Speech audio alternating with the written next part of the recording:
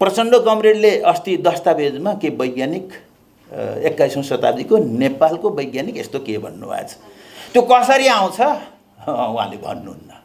जसको सत्ताको तागत, त्यसलाई परिचालन गर्ने अनुभवसँग त्यो कम्प्रोमाइज गरेर आएको क्रान्तिकारी शक्ति भनौँ या विज्ञानलाई प्रयोग गर्ने शक्तिको संसर्ग हुन्छ। यात्रा समृद्धिको लक्ष्य समाजवादको कसरी आउँछ परीक्षण गर्न सक्ने गरी भनिदेऊ न। 2 र 2 जोड्दा 4 हुन्छ, 4 मा 1 घटाउँदा 3 हुन्छ, 3 मा 2 जोड्दा 5 हुन्छ भन्ने जस्तै गरी बताइदियो भने धर्मो रक्षति रक्षिता भन्छ नि। जसले धर्मलाई रक्षा गर्छ त्यसलाई धर्मले रक्षा गर्छ भने जस्तै जसले विज्ञानको रक्षा पार्टी भित्रैबाट गर्छ त्यसलाई विज्ञानले रक्षा गर्नेछ। तर कहीँ न कहीँबाट एउटा इन्टरभेन्सन चाहियो, एउटा हस्तक्षेप चाहियो, सबभन्दा सजिलो, सबभन्दा प्रभावकारी। अहिले घनश्यामजीले एउटा भाषामा दलाल पुँजीपति या नोकरशाही पुँजीपतिहरूसँग राजनीतिक नेताहरूको संसर्ग, यसलाई नकारात्मक रूप मात्रैबाट हेर्न हुन्छ भन्ने मलाई लाग्दैन। कमरेड प्रचण्ड यहाँ हुनुहुन्छ, एउटा सूचना सुनाऊ, उहाँलाई प्रश्न सोधौँ के कमरेडहरू तपाईँहरू कसैलाई नेपालको दक्षिणतिरको सिमाना, पूर्व र पश्चिमको सिमाना मेरो यहीँ हो ठाउँ भन्ने थाहा छ? थाहा छैन। इतिहास समाजशास्त्रको विद्यार्थी भएको हुनाले कुन समाजमा विज्ञानले काम गर्छ, कुन समाजमा गर्दैन भन्ने इतिहासको सन्दर्भमा अलिकति अर्थ राजनीतिको हिसाबले आफूले जानेका केही थोरै सीमित कुराहरू यहाँ राख्न चाहन्छु 5-7 मिनटमा। साइन्स आइसोलेटेड, यो समाजबाट अलग वैज्ञानिकहरूको, केवल वैज्ञानिकहरूको विषय होइन। यो समाजको, समाजभित्रैको, समाजको उपज, समाजको ज्ञान चेतना को एउटा क्षेत्र हो भन्ने कुरा सबभन्दा पहिला बुझ्नुपर्ने यो कुरा होला भन्ने लाग्छ। किनभने इतिहासमा त्यो पूर्व र पश्चिममा दुवैतिर चाहिँ विज्ञान र प्रविधिको, प्योर साइन्समा पनि र प्रविधिमा पनि धेरै प्रयत्नहरू भएका र केही राम्रा सम्भाव्य ती प्रयत्नहरू भएका प्रशस्त उदाहरणहरू छन्। पश्चिममा पनि छन्, पूर्वमा पनि छन्। प्राचीन रोममै पानी तान्ने मेसिन बनाइया थियो भनिन्छ कि करिब ईसाको सुरुतिरै।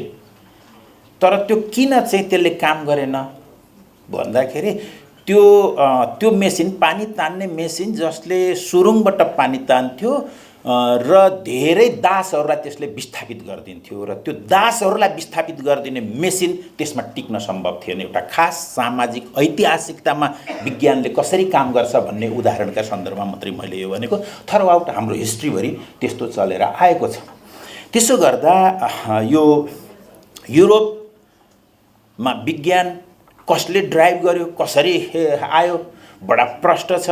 जति युरोपले चाहिँ उपनिवेशहरूको विस्तार गर्यो त्यसले उत्पादन बढायो, अन्त उत्पादन गर्ने, आफू ल्याउने, उपभोग गर्ने, अझ धेरै विस्तार गर्ने र यो चक्रमा युरोपको साइन्सले विकास गर्यो।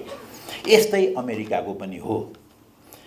रुस र चाइना अलि फरक तरिकाले गरे यिनीहरूले चाहिँ। जुन युरोपमा पुँजीपति वर्गले गरेका थियो, नाफाका लागि गरेका थियो, त्यो चाहिँ रुसमा साइन्स टेक्नोलोजीको विकास पार्टीले, जुन युरोपमा पुँजीपति वर्गले गरेका थियो त्यो स्वयं पार्टीले गर्यो, कम्युनिस्ट पार्टीले गरेका थियो। चिनियाहरूले अलिकति हाइब्रिड टाइपको त्यो वर्गलाई पार्टीले संरक्षण गर्ने, पुँजी निर्माणकर्ताहरूलाई पार्टीले संरक्षण गर्ने र प्रत्यक्ष नियन्त्रण गर्ने हिसाबले गए। आज इन्डिया चाहिँ अलिकति त्यहीँको आफ्नो स्वदेशी राष्ट्रिय पुँजीपति वर्ग समेत भएको र त्यहाँको सत्ता समेत, यसमा विवाद होला, त्यो कतिको राष्ट्रिय हो कतिको अराष्ट्रिय हो भन्ने कुरामा त्यो विवाद होला। तर मैले देख्दाखेरि भारतको पुँजीपति वर्ग र राजनीति ती एक ठाउँमा छन् र तिनीहरूले विकासको केही कुरा सपना देखेका छन्। मोदीजीले त्यो भाषण गर्नुहुन्छ। त्यो भाषण भनेको त्यहाँ पुँजी निर्माणको भाषण हो। त्यसका अथाह सम्भावना छन्। भारतको जनसङ्ख्या र भारतको प्राकृतिक साधन स्रोत, यो दुईटै कुरालाई एक ठाउँमा राख्दाखेरि त्यहाँको सत्ता राजनीति टिक्नका लागि, चलाउनका लागि, त्यो वर्ग अगाडि बढ्नका लागि र उसको आफ्नै विकासका लागि पनि त्यसले पुँजीको विकास गर्नुपर्छ।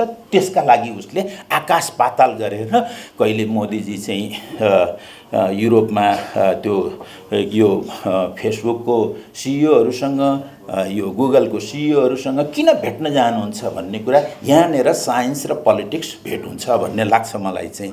यसले गर्दाखेरि साइन्स टेक्नोलोजीको ऐतिहासिकता, यसको सामाजिकता र त्यो सामाजिकता र ऐतिहासिकता भनेको यसको राजनीतिकता भनौँ न, अझ भाषामा भन्ने हो भने त्यसलाई छोडेर यसको विकास हुँदैन भन्ने लाग्छ मलाई चाहिँ।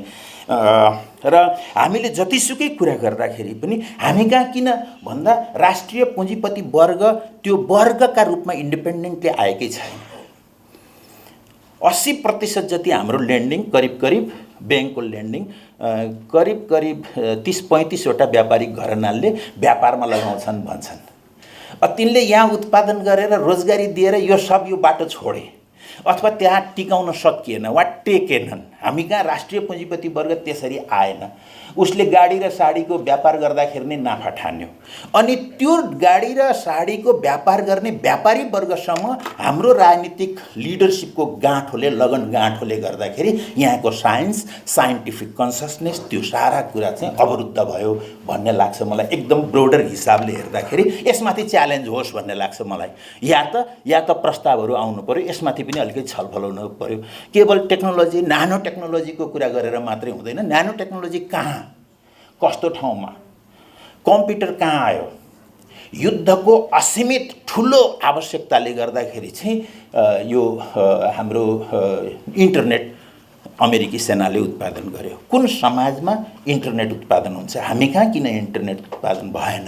हाम्रा साइन्टिस्टहरूले किन त्यस्ता साइन्टिस्टहरूलाई हामीले जन्माउन सकेनौँ? यो ऐतिहासिकतामा हेर्नुपर्छ भन्ने लाग्छ। 4-5 मिनट गइसक्यो होला मेरो चाहिँ। त्यसो गर्दाखेरि यहाँ चाहिँ हामीले कसरी गर्छौँ त? यो चाहिँ यो उत्पादनशील त्यो वर्ग, त्यो राजनीति, त्यो समाज कसरी बन्छ भन्ने कुरातर्फ ब्रोडर ध्यान नभइकन हामीले हाम्रा साइन्टिस्टहरूलाई बचाउन सक्दैनौँ। पढायौँ र कोही अलि एक्स्ट्रा अर्डिनरी भयो भनेदेखि त्यो MIT-तिर, नासातिर, कतातिर राम्रो इन्जिनियर भयो भनेदेखि उतै गुगलतिर यतैतिर पठाइदिने मात्रै हो। हामीले हाम्रा साइन्टिस्टहरू टिकाउने, तिनलाई विकास गर्ने, त्यो राजनीति कसरी बनाउन सक्छौँ, त्यसको प्रोटेक्सन कसरी हुन्छ भन्ने कुरा यसको मुख्य कुरा हो। त्यसर्थ राम्रो राष्ट्र बनाउने हो भने राम्रो राजनीति चाहिन्छ, राम्रो राजनीति चाहिने हो भने राम्रो पार्टी चाहिन्छ भन्ने लाग्छ मलाई चाहिँ। यसको जरो हेर्दाखेरि हाम्रो ब्युरोक्रेसीलाई चाहिँ खेदेर हामीले त्यो नहिँड्ने गोरुलाई खेद्छौँ नि तल उसमा तराईमा, नहिँड्ने गोरुलाई राँगालाई खेदे जस्तो ब्युरोक्रेसीलाई खेदेर यो हिँड्छ कि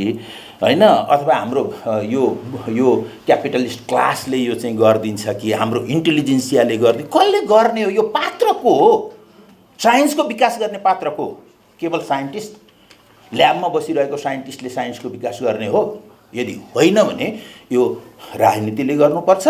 राजनीति भनेको राजनीतिक पार्टीले गर्नुपर्छ।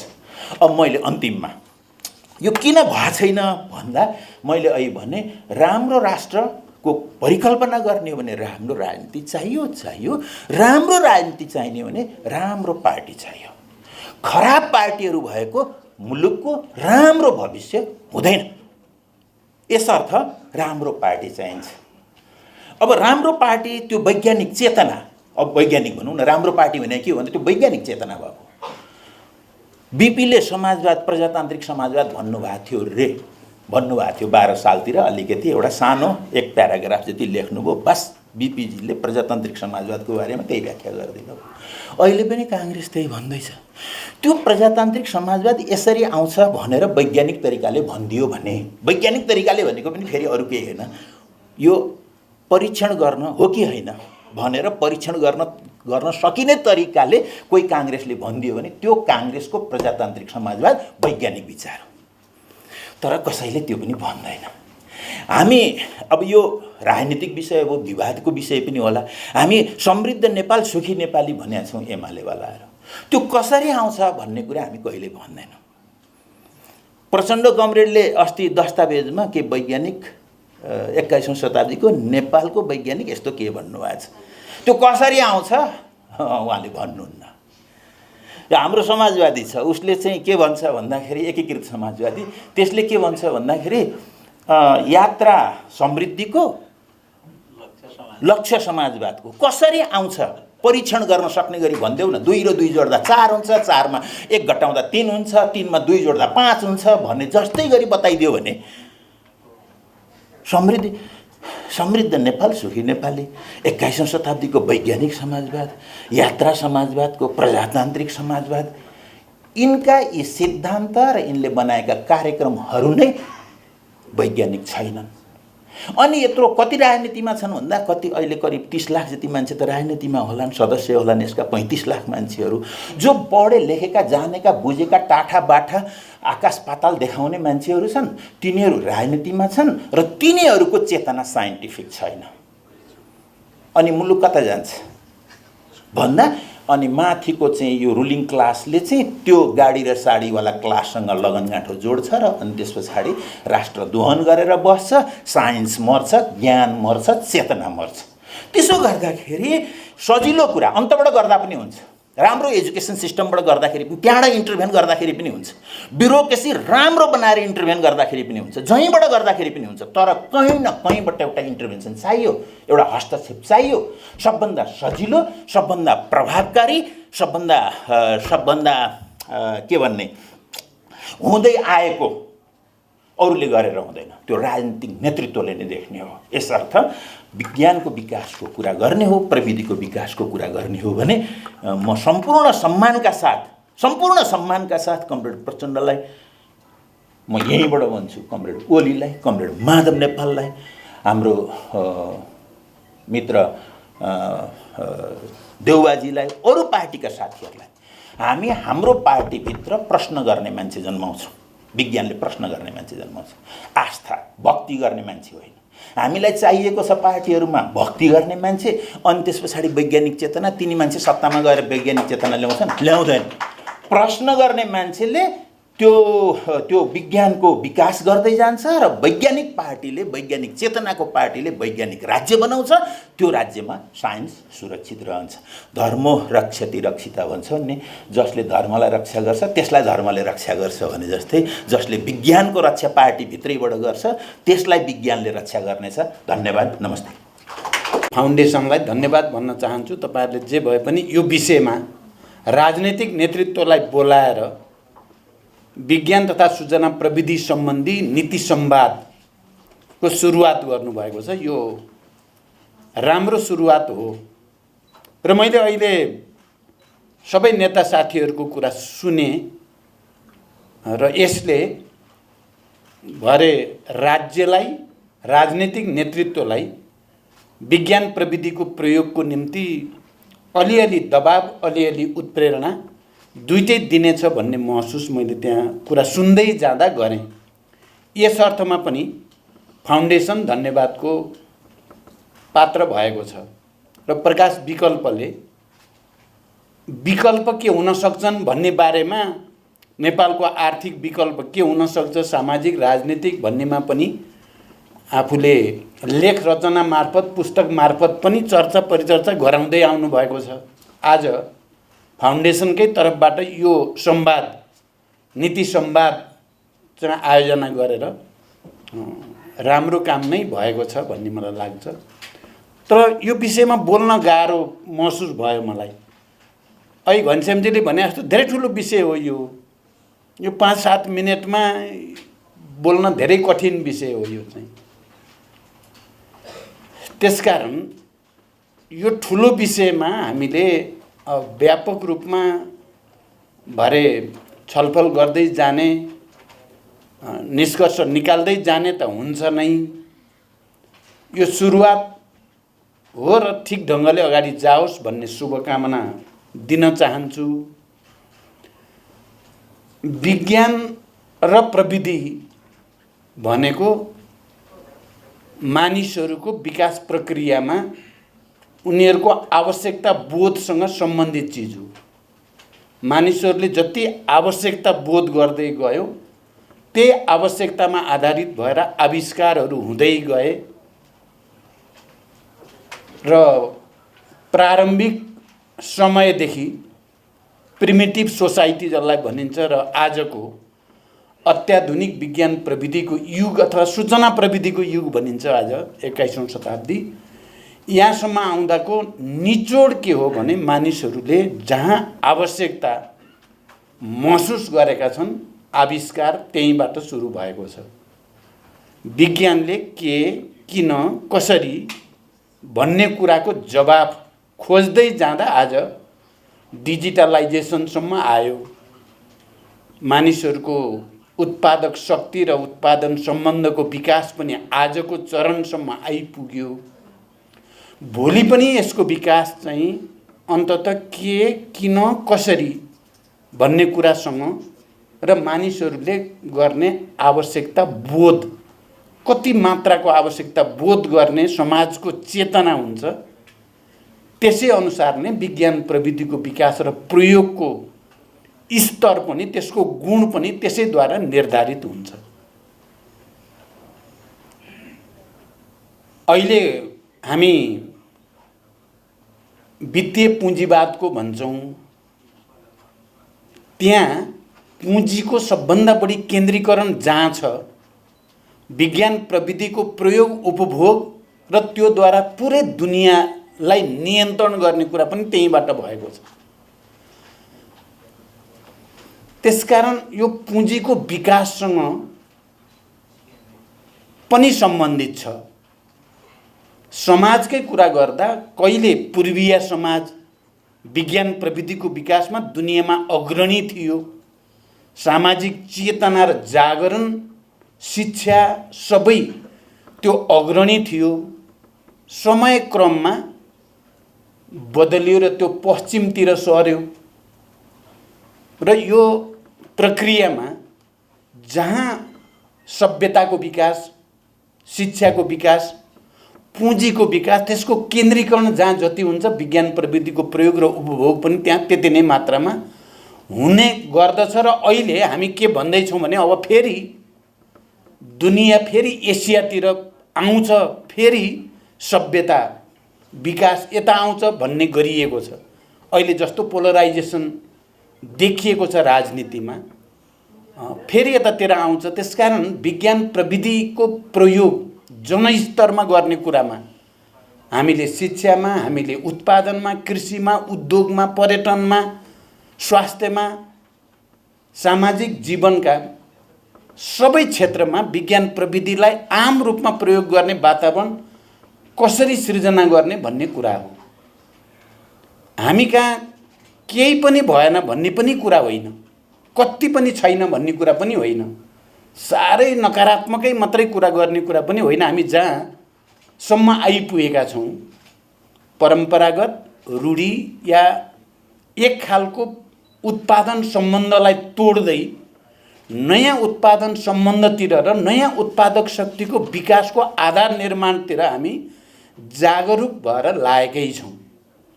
कुरा के रहेछ भने मानिसहरूले आफ्नो जीवनमा विज्ञानको प्रयोग त बिहानदेखि 24 घण्टा गरेकै हुन्छ। विज्ञानको प्रयोग नगरिकन त मानिस चल्नै सक्दैन। कुरा के मात्रै हो भने मैले विज्ञानको प्रयोग सचेत रूपले गरेको छु, समग्र सामाजिक रूपान्तरण र मानव जातिको हितमा गरेको छु भन्ने कुराको चेतनाद्वारा गरेको छ कि नथाहा पाइकन गरेको छ। मानिसहरूले, प्रत्येक मानिसले प्रोडक्सन रिप्रोडक्सन भन्छ नि, उत्पादन र पुनरुत्पादनको क्रिया त गरेकै हुन्छ। मानिसहरूले बच्चा जन्माउने, हुर्काउने काम त गरेकै हुन्छन्, तर मानिसको शरीर विज्ञान के हो भन्ने कुरा बुझेर चाहिँ बच्चा जन्माउने र हुर्काउने गरेछ कि नबुझिकन गरेछ?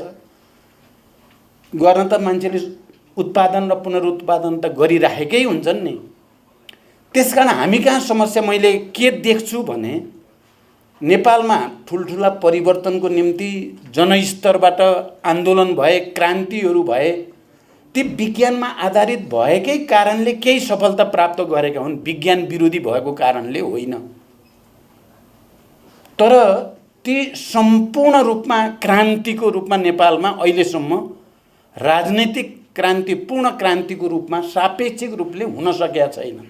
प्रत्येक क्रान्ति कम्प्रोमाइजमा टुङ्गिएका छन् र त्यो कम्प्रोमाइजसँगै चाहिँ फेरि वर्गहरूको बिचमा जो अलि सम्पत्तिशाली वर्ग छ, धनी वर्ग छ, क्रान्ति परिवर्तन गर्दा धनीले गरेका छैनन्, पुँजीपतिहरूले, धेरै सम्पत्ति भएका करोडपति अरबपतिहरूले त क्रान्ति गरेका छैनन्, परिवर्तन ल्याएका छैनन्। ती श्रमजीवीले या मध्यम वर्गले या सम्पत्तिहीनहरूको विद्रोहबाट नै क्रान्ति भएका छन्।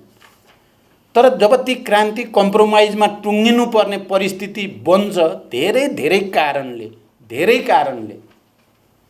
अनि त्यसपछि सम्पत्तिशाली वर्ग जसको अनुभव, जसको पुँजीको तागत, जसको सत्ताको तागत, त्यसलाई परिचालन गर्ने अनुभवसँग त्यो कम्प्रोमाइज गरेर आएको क्रान्तिकारी शक्ति भनौँ या विज्ञानलाई प्रयोग गर्ने शक्तिको संसर्ग हुन्छ। अहिले घनश्यामजीले एउटा भाषामा भन्ने गर्नुभएको छ, दलाल पुँजीपति या नोकरशाही पुँजीपतिहरूसँग राजनीतिक नेताहरूको संसर्ग। यसलाई नकारात्मक रूप मात्रैबाट हेर्न हुन्छ भन्ने मलाई लाग्दैन। मैले एउटा ठुलो क्रान्ति र विद्रोहको नेतृत्व गरेर देशलाई सङ्घीय लोकतान्त्रिक गणतन्त्रसम्म ल्याउने भूमिकामा प्रमुख पदमा बसेर त्यसको नेतृत्व गरेको नाताले मैले जे महसुस गर्छु, किन त्यसलाई निरन्तर वैज्ञानिकीकरण गर्न सकिएन? विज्ञानमा आधारित नभइकन त क्रान्ति यहाँसम्म पनि आउँदैन थियो।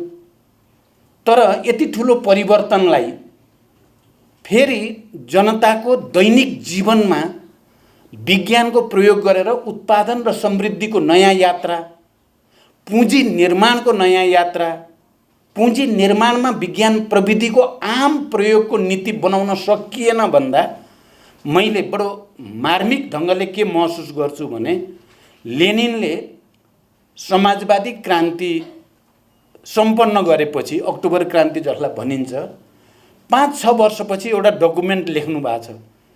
आफ्नै सत्ताको धज्जी उडाएर लेनिनले आफै सोभियत सत्ता भनेको विकृत, भ्रष्ट, यस्तो चाहिँ भएर जान्छ भन्ने थाहा पाएको भए भन्ने सम्मको कुरा लेनिनहरूले गर्नु किन पर्यो होला भनेर चाहिँ आजभोलि मैले विचार गर्छु। हेर्दा हेर्दै पार्टीहरू, ती पार्टीहरू जो त्याग, तपस्या, वीरता, बलिदान राष्ट्रको लागि, जनताको लागि, विज्ञानको लागि, विकासको लागि भनेर समर्पित हुने चेतनाहरू यो संसर्गसँगै कसरी विचलित हुँदा रहेछन्, कसरी विकृत हुँदै जाने प्रक्रिया तीव्रता लिँदो रहेछ भन्ने कुराको अनुभव बडो मार्मिक छ। यो सजिलोसँग जवाफ दिएर हुने कुरा छैन। यो एउटा निकै ठुलो फेरि एउटा नयाँ क्रान्तिको तयारीसँग सम्बन्धित छ। यो एउटा नयाँ विचारको विकाससँग सम्बन्धित छ। मैले के भन्न चाहन्छु भने, हुन त यो वर्ष राजनीतिक दलहरूका महाधिवेशन गर्ने, नयाँ नेतृत्व निर्माण गर्ने भन्नेमा बित्यो गएको वर्ष। तपाईहरुले पनि हेर्नु भएको होला। घनश्यामजीलाई म विशेष रूपले धन्यवाद भन्न चाहन्छु। जे भए पनि माओवादी महाधिवेशनमा वैचारिक, राजनैतिक, सांगठनिक, सांस्कृतिक र कार्यक्रमगत दस्तावेज प्रस्तुत भयो। तपाईहरुले त्यो दस्तावेज हेर्न पाउनु भएको छ कि छैन मलाई थाहा छैन। तपाई हेर्नुभयो भने त्यहाँ सबभन्दा बढी विज्ञान प्रविधिकै कुरा गरिएको छ। पुँजीवादको विश्लेषण र संश्लेषण गर्दा पनि, हिजोका क्रान्ति र प्रतिक्रान्तिका अनुभवहरूको निचोड निकाल्दा पनि, अहिलेको विज्ञान प्रविधि जसबाट एउटा डिजिटलाइजेसनको युग र ग्लोबलाइजेसनको युग एकातिरबाट आएको छ र त्योसँग लड्ने हामी श्रमजीवीहरूले विज्ञान प्रविधिलाई कसरी प्रयोग गरेर लड्न सकिन्छ भन्ने बारे चिन्तन गरिएको छ। पर्यावरण, क्लाइमेट चेन्ज यो सबैको असर, त्यसलाई समाजवादीहरूले कसरी पक्रिनु पर्छ भन्ने कुरा पनि गरिएको छ। तपाईले भन्नुभयो के किन कसरी भन्ने कुराको नै जवाब छ। तर हाम्रो समाज अहिले जहाँनिर जुन चेतनामा छ, तपाईले वैज्ञानिकै कुरा गरे पनि तुरुन्तै त्यसलाई आत्मसातीकरणको स्तरमा जाने ठाउँमा छैन। त्यसको निम्ति एउटा ठुलो सङ्घर्ष, ठुलो बहस, ग्रेट डिबेटको खाँचो छ। र त्यो बहस हामीले चाहेको के भने विज्ञानलाई विश्व दृष्टिकोणको रूपमा अंगीकार गर्ने, स्वीकार गर्ने नेतृत्वले या पार्टीहरूले चाहिँ त्यो बहस सृष्टि गर्न आँट गर्नुपर्ने हुन्छ। र त्यो बहस सृष्टि गर्नको लागि त्यस्ता विचार भएकाहरू एक ठाउँमा केन्द्रित हुन जरुरी हुन्छ। हामीले अलग अलग गरेर त्यो शक्ति, किनभने विचारलाई भौतिक शक्तिमा रूपान्तरण गर्ने कुरा विज्ञानसँग नै सम्बन्धित कुरा हो। मैले हिजो एउटा सानो माओवादी पार्टी, जति बेला हामी जनयुद्ध र विद्रोहमा, क्रान्तिमा, गणतन्त्रको निम्ति इत्यादि इत्यादि भनेर हामी अगाडि बढ्दै गर्दा हमेसा मैले भन्ने गरेको कुरा के हुन्थ्यो भने विचारलाई र विज्ञानलाई भौतिक शक्तिमा रूपान्तरण गर्ने प्रक्रिया, विधि र प्रक्रिया हामीले बनाउनु पर्नेछ। विचार भौतिक शक्तिमा रूपान्तरित भएन, विज्ञानलाई हामीले त्यो ढङ्गले प्रयोग गरेनौँ भने चाहिँ क्रान्ति सम्भव छैन। अहिले पनि कुरा के हो भने हामीले अहिले 21औं शताब्दीमा यो सूचना प्रविधिको युगमा, डिजिटलाइजेसनको युगमा हामीले विषय बुझ्न के विकास भएको छ दुनियाँमा र मानव जातिको सेवाको निम्ति विज्ञान प्रविधिको प्रयोग कसरी गर्न सकिन्छ भन्ने कुरा बुझ्न गाह्रो छैन, बुझ्न कठिन भएको होइन। मैले यो बीचमा केही आईटी कलेजहरूको निरीक्षण भ्रमण पनि गरेँ।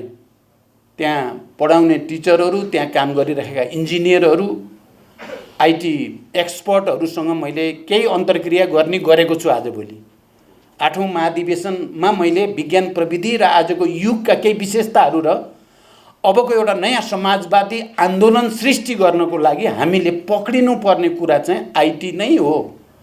यसमा पारङ्गत हासिल गर्न सकिएन भने र त्यसलाई प्रयोग गर्न सकिएन भने अबको क्रान्ति हुँदैन। यो लेनिनले जस्तो या मार्क्स एङ्गल्सले भने जस्तो या अरूले गरे जस्तो मात्रै स्थिति अहिले विश्वको छैन। त्यहाँ त्यो परिवर्तित परिस्थिति र विज्ञान प्रविधिको विकासले ल्याएको नयाँ चेतना, नयाँ सम्बन्ध, मानिसहरूको बीचको सम्बन्ध नयाँ भएको छ। आर्टिफिसियल इन्टेलिजेन्ससम्म आइपुग्दा दुनियाँ त अर्को ठाउँमा पुगेको छ। त्यो सबै हेर्दा नेपालमा फेरि चेतना र दिमागी तीक्ष्णताको हिसाबले नेपाली युवाहरू दुनियाँको कोही भन्दा नि कम छैनन् भन्ने अनुभूति गरेँ कि मैले 2-3टा ती आईटी कलेजहरू र त्यहाँ भएका कामहरू र त्यहाँबाट उत्पादित इन्जिनियरहरू, एक्सपर्टहरू दुनियाँमा कसरी डिमान्ड भएको छ। त्यहाँ उत्पादन हुन पाउँदा नपाउँदै नेपाली वैज्ञानिकहरू अमेरिकामा, युरोपमा, जहाँ कहीँ पनि डिमान्ड भएको छ। किनकि उनीहरूले प्राप्त गरेको सफलता, उनीहरूको ज्ञान क्षमता, उनीहरूको पहलको क्षमता त्यति माथि छ। त हामी कहाँ गडबड कहाँ छ त भन्दा फेरि पनि राज्य र राजनीतिक नेतृत्वले विज्ञानलाई, प्रविधिलाई या वैज्ञानिक चेतनालाई आधार बनाएर काम गर्ने ठाउँमा आएको छैन। हामी छौँ त्यहाँ मिक्सचर जस्तो भएको छ। परम्परागत ट्रेडिसनल्ली सोच्ने, किन हिँडिरहेको जाने मानेको बाटो हिँड्न मान्छेलाई सजिलो लाग्छ। दैनिक जीवनमा मान्छेलाई वैज्ञानिक हुन धेरै गाह्रो कुरा हो। अवैज्ञानिक हुन अधिभूतवादी भनिन्छ, मेटाफिजिकल हुन सजिलो छ, हिँडिरहेको बाटो हिँड्ने। म यो संविधान बनाउने बेलामा राजनीतिक दलहरू र नेताहरूको बिचमा भएको डिबेट प्राय सम्झिराख्ने गर्छु। एक थरी साथीहरू जो हिजो नेपालमा गणतन्त्र सम्भव छैन छिटै या संविधान सभा सम्भव छैन भन्ने ठान्थे र 2 पिलर थ्योरी भनिन्थ्यो नि पोलिटिकल सिस्टमको हिसाबले राजतन्त्र र प्रजातन्त्र भनिन्थ्यो, त्यहाँ बहुदलीय प्रजातन्त्र। ती साथीहरू संविधान बनाउने बेलामा ती पार्टीहरू र तिनका नेताहरू हमेसा यो परिवर्तनलाई संविधानमा संस्थागत गर्ने कुरामा स्केप्टिकल नै भए, सशङ्कित भए।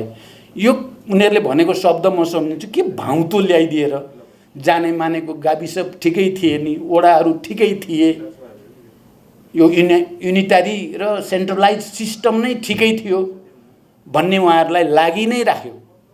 अहिले तपाईँ हामी हेऱ्यौँ भने स्ट्रगल त्यहाँ चलिराखेको छ, ठुलो डिबेट छ।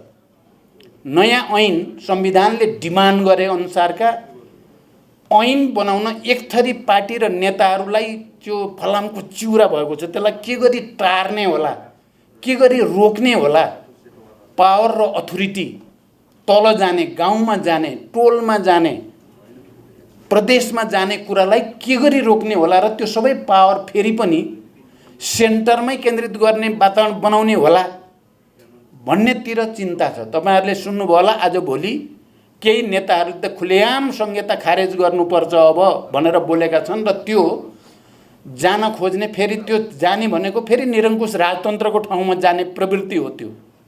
त्यसले लाने उही ठाउँमा हो फेरि फर्किँदै।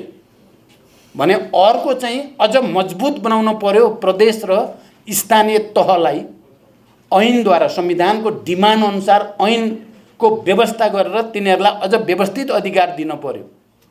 प्राकृतिक साधन स्रोतमाथि स्थानीय जनता र समुदायको हक अधिकारलाई अझ मजबुतीका साथ स्थापित गर्न पर्यो र विकासको एउटा नयाँ समाजवादी मोडेल ल्याउन पर्यो भन्ने अर्को प्रवृत्ति छ। हामी त्यतातिर बल गरेका छौँ।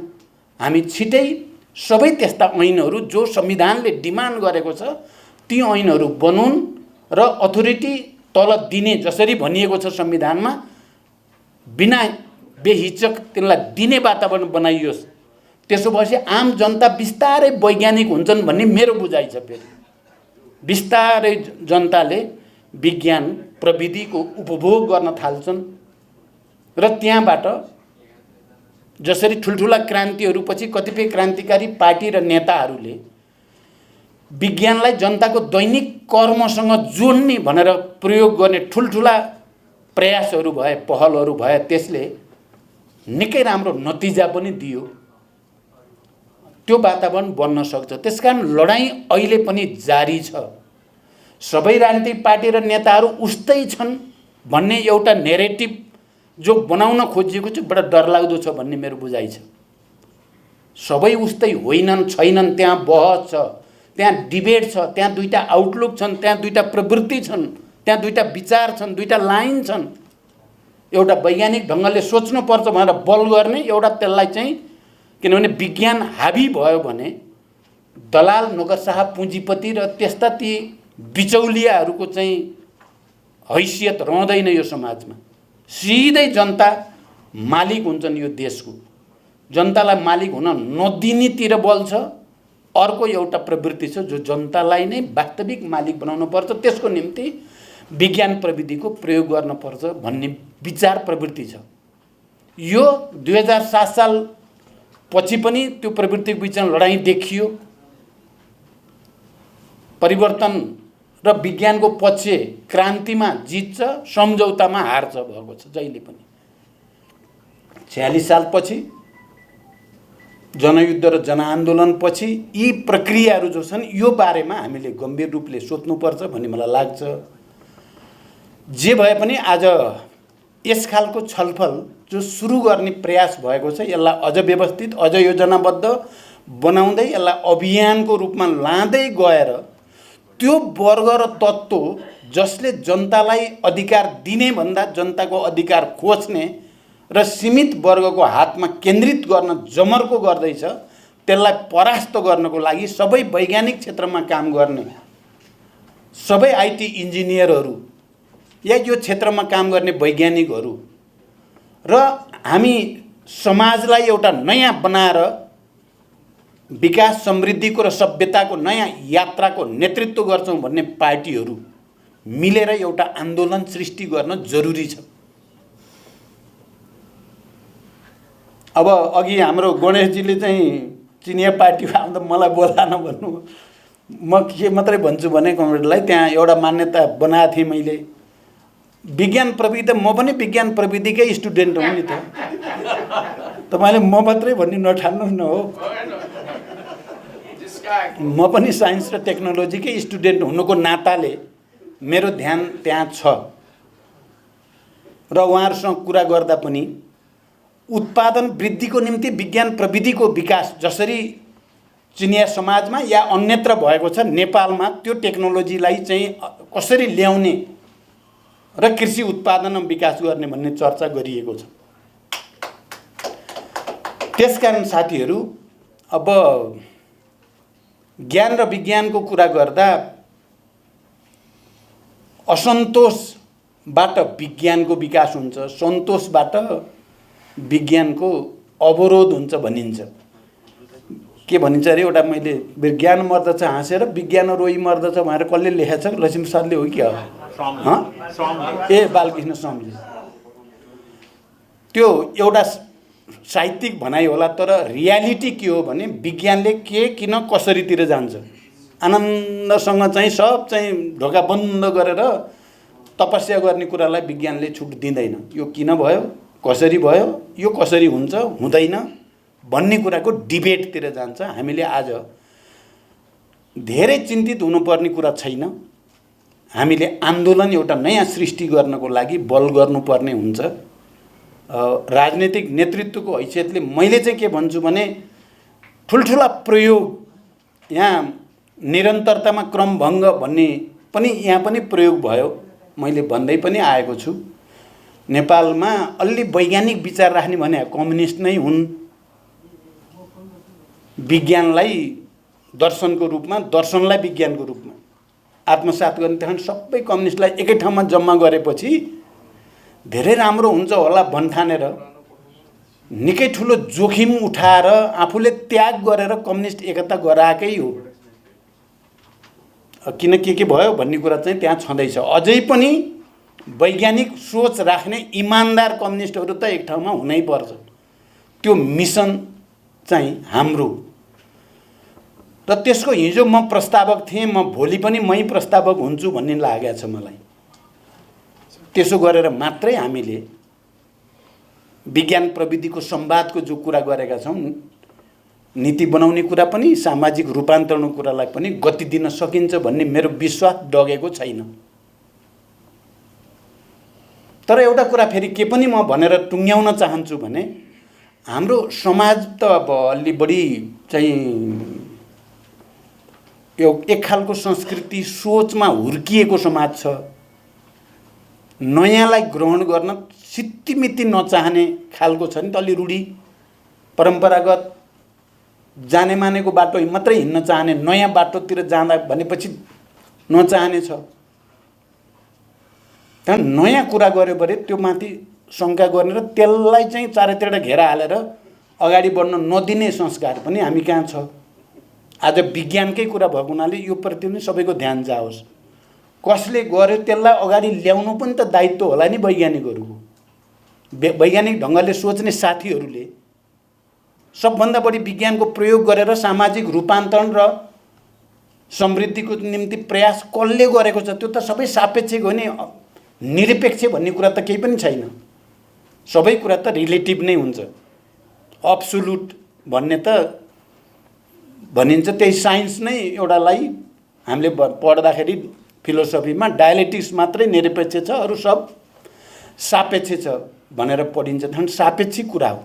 सापेक्षिक रूपले तपाईँ हामी कहाँ भएका वैज्ञानिक राजनीतिक पार्टी र नेताहरूलाई अगाडि ल्याउन हामीले कति भूमिका खेल्यौँ भन्ने पनि विचारणीय छ। त्यो पनि हामी सबैले एकचोटि फेरि चिन्तन मनन गर्नुपर्ने कुरा छ भनेर पनि म राख्न चाहन्छु। जे भए पनि यो छलफल ठिकै ढङ्गले सुरु भएको छ, यो निरन्तर अगाडि जाओस्। एउटा नयाँ बहसको खाँचो चाहिँ नेपाली समाजलाई परि नै सकेको छ। हामीले त्यो बहस र त्यो परिवर्तन र आन्दोलनको नेतृत्व गर्न सकेनौँ भने पछाडि फर्किने तत्त्व र प्रवृत्ति आउँछन्। विभिन्न नाममा आउँछन्, व्यक्तिगत नाममा भन्छन्, त्यो व्यक्तिगत हुँदैनन्। कतिपय मान्छे स्वतन्त्र भन्छन्, स्वतन्त्र भन्ने यहाँ कोही नै हुँदैन अहिले। स्वतन्त्र भन्ने हुँदैन मान्छे अहिलेको जमानामा र अहिलेको नेपालमा। त्यसकारण तपाईँ अगाडि बढ्नेवाला हो कि तपाईँ पछाडि हट्ने रोज्ने, सबैको लागि त्यो स्वतन्त्रता छ। अगाडि बढ्ने बाटो रोज्ने हो कि पछाडि फर्किने बाटो रोज्ने हो, अर्को बाटो अहिले भर्खरै मैले नेपालमा देख्दिनँ। हामी विज्ञान प्रविधिको कुरा गर्नेहरू अगाडि बढ्ने कुराको पक्ष पोषण गर्छौँ, त्यसको निम्ति बहस गर्छौँ, त्यसको निम्ति सङ्घर्ष गर्छौँ। आज सबै राजनीतिक पार्टीहरूलाई, आज कङ्ग्रेस पनि यहाँ भइदिएको भए अझ राम्रो हुन्थ्यो यो उद्घाटन समारोहमा पनि, तैपनि तपाईँहरू पछि हुन्छन् भनेर भन्नुभयो। सबैलाई धन्यवाद भन्दै यो कार्यक्रमको सफलता र भरेसम्म पुग्दाखेरि तपाईँहरू एउटा राम्रो निष्कर्षसहित आउनुहोस्। शुभकामनासहित बिदा हुन्छु। धन्यवाद। विज्ञान प्रविधिको विषयमा गरिएको चर्चामा अगाडि राखिएका दुईटा बोर्डहरू, स्ट्यान्डमा लेखिएका दुईटा महत्त्वपूर्ण कुरामा सबैको ध्यान पुगोस् भन्ने मेरो अनुरोध छ। यसैले हाम्रा सबै बाटोहरू तय गर्छ। विशाल आवश्यकता भनेको विशाल अवसर हो र विशाल अवसरका लागि त प्रयास पनि विशाल हुनुपर्छ भन्ने कुरालाई नै बढी हामीले फोकस गर्नुपर्छ जस्तो लाग्छ। र मुख्यतया विज्ञान प्रविधिबाट हामी पछाडि परेका छौँ, यसको अर्थ हो हाम्रो जीवनशैली, सोच्ने तरिका, सम्पूर्ण जीवन पद्धति र विकासका प्रक्रियाहरूमा हामी पछाडि परेका छौँ भन्ने कुराको यो सूचक पनि हो। विज्ञान प्रविधिको विकास गर्ने कुरा कुनै खास विषयको अनुसन्धान गर्ने कुरासँग मात्र सम्बन्धित छैन। यसले परिचालित गर्ने समाजका सबै संयन्त्रहरूलाई आमूल परिवर्तन गर्ने विषयसँग सम्बन्धित छ। तर हाम्रा बाधाहरूलाई नचिनिकन हामी त्यो ठाउँमा पुग्न सक्दैनौँ। हाम्रा बाधाहरू पहिलो कुरा हो हामीले आफ्नो प्राथमिकतालाई निर्धारण गर्न नसक्नु। आजको चौथो औद्योगिक क्रान्तिको समय चलिरहेको यो बेलामा हामी कुन औद्योगिक क्रान्तिको ठाउँमा छौँ? दोस्रोतिर, तेस्रोको अलिअलि प्रभाव। यसकारण हामी धेरै नै पछाडि छौँ भन्ने कुरालाई महसुस गर्न सकेपछि मात्रै हामी धेरै अगाडि बढ्ने बाटो खोल्न सक्छौँ। मलाई लाग्छ आजको विज्ञान प्रविधिको विकास 5-7 विषयमा केन्द्रीकृत भएको हुनुपर्छ।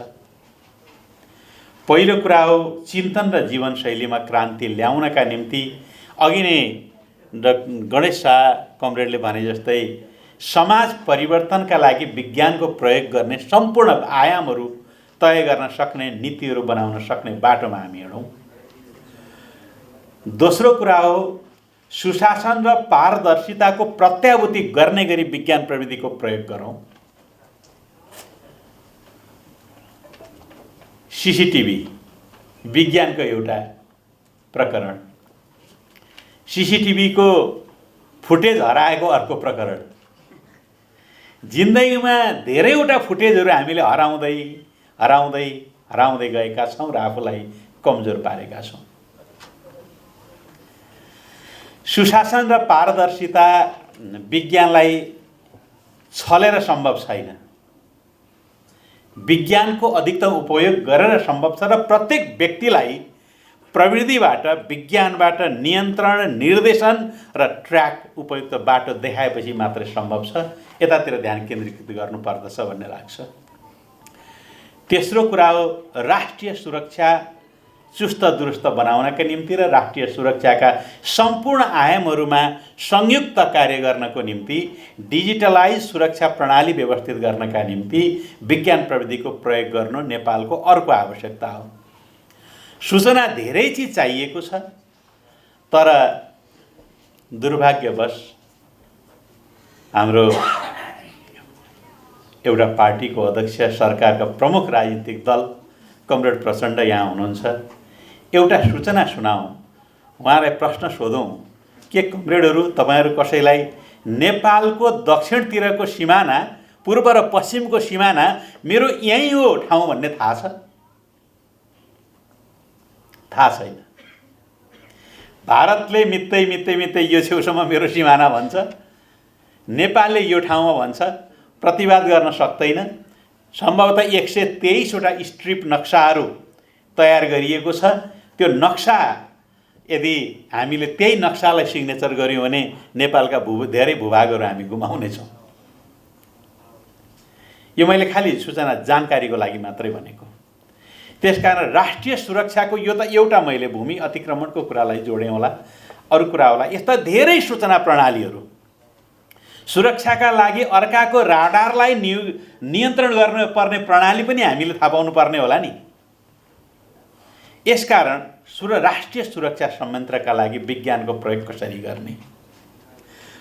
अर्को एउटा छ, जति धेरै चौथो औद्योगिक क्रान्तिले जति धेरै उत्पादन गर्ने, छिटो उत्पादन गर्ने, धेरै ठाउँमा सर्भिस दिने, पहुँच धेरैको पुर्याउने, यो क्रान्तिले हामीलाई त्यही ठाउँमा पुर्याइरहेको छ र जे गरेका छौँ सम्पूर्ण कुरा अत्याधुनिक तरिकाले गरेका छौँ भन्ने ठाउँमा पुर्याएको छ। हामीले त्यो दिशामा जानको निम्ति प्रारम्भिक कदम चाल्ने र यी सबै हामी एआईको कुरा गरौँ अथवा अरू डिजिटलाइज गर्ने सबै कुरा गरौँ, यसको एकमात्र मानव जीवनको, मानव सेवाको लागि आफूलाई समर्पित गर्ने। प्रविधिको विकास त साह्रै धेरै भयो, तर अब लेजर वेपनले संसारलाई खाने खतरा पनि उत्तिकै छ। हाइपरसोनिक मिसाइलहरू, क्रुजहरू आदिले संसारलाई तहस नहस पार्ने डर पनि उत्तिकै छ। तर हामी सम्झन चाहन्छु भानुभक्त पोखरेल एक साहित्यकारको कविता, मान्छेले कति के गरे पिसकै ब्रह्माण्ड नै तन्तनी, हाम्रो बाहुन छामी मक्ख छ अझै टुप्पी जनै कन्दनी भन्ने एउटा मिठो व्यङ्ग्य कविता छ।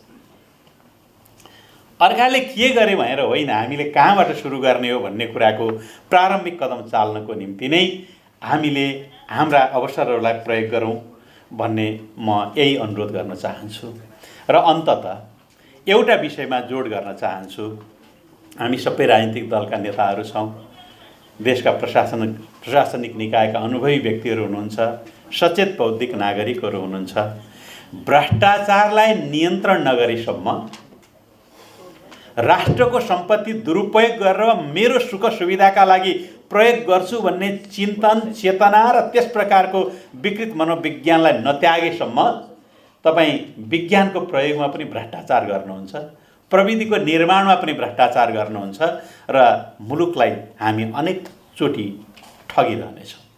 यसकारण आज हामी जुन सपना बोकेर हिँडिरहेका छौँ, समृद्ध नेपाल निर्माण गर्ने सपना, समाजवाद निर्माण गर्ने सपना, त्यसको पूर्वाधार निर्माण गर्ने सपना, हामी सम्पूर्ण कुराको बाधक भ्रष्टाचारका विरुद्धमा लड्न सक्ने हाम्रो इच्छा शक्ति कति बलियो छ भन्ने कुराले निर्धारण गर्छ।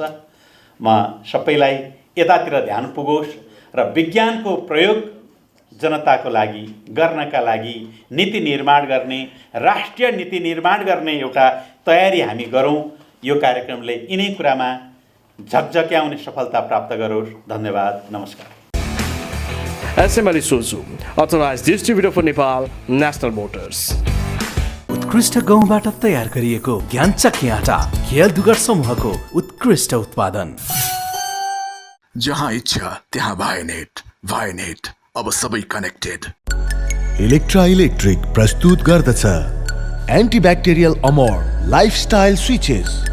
नेपालमै पहिलो पटक समय सापेक्षित नयाँ युगका लागि नयाँ स्विचहरू। शुद्धता त अब बाबा सनफ्लावर ओइलको प्याकेटमै पाइन्छ। बाबा सनफ्लावर ओइल, शुद्धता यसमै भेटिन्छ।